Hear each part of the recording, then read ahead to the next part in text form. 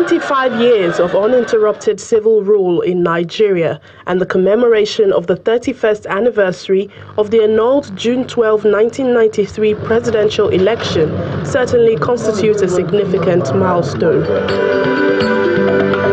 Happening at a period of an unprecedented economic downturn, the 36th edition of the platform seeks to explore how far the practice of democracy and free market economy impacted on the nation's current experience. That is a very important point. The hall is packed with an enthusiastic audience comprising political and religious leaders, media executives, as well as businessmen and women. The convener, senior pastor of the Covenant Nation, Boju Oyemade, opens the discussions, highlighting the significance of the gathering. Today represents the day where historically it said Nigeria had its freest and fairest election. And from that of June 12 came the birth of our democracy today. We want to honor all those who gave their lives for this cause. There were people who died fighting to make sure we have this. Perhaps they need to then be rewarded equally. The first speaker takes up the subject of the free market economy with a creative bread analogy on how such a commodity affects an average Nigerian. Bread is an essential part, meaning that in life, if your inability to access what to eat is a major problem and dilemma for people. That's why the national bread can never be enough. It cannot be enough because the bread itself is not enough to share.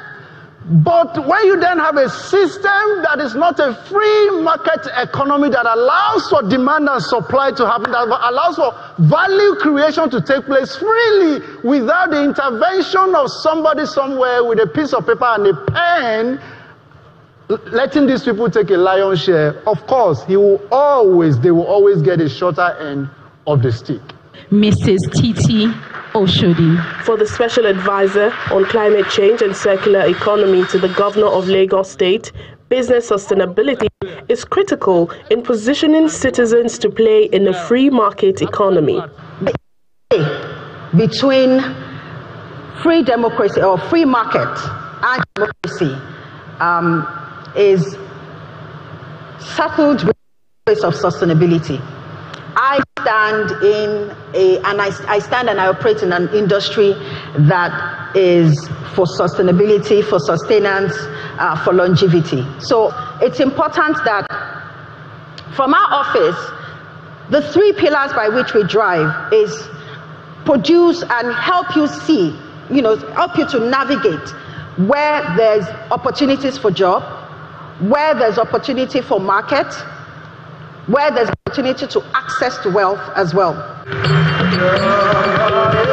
And despite the country's huge endowment in human and natural resources, the chairman of the editorial board of This Day newspaper, Olusegun Adeniyi, believes much remains to be done in terms of the economy. Most Nigerians have not been availed of their fair share. For all its human and material resources, Nigeria's GDP is still among the lowest in the world. Food inflation, which is currently about 40%, is not only frightening, but also brings the risk of social, economic, and security turbulence. So while periodic elections are good, if because of the choices we make, most of our citizens still find it difficult to put food on their table, there's a problem.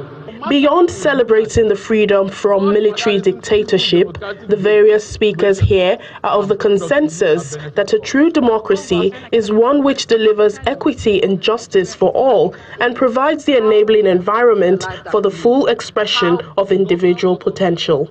I told him this in Gige.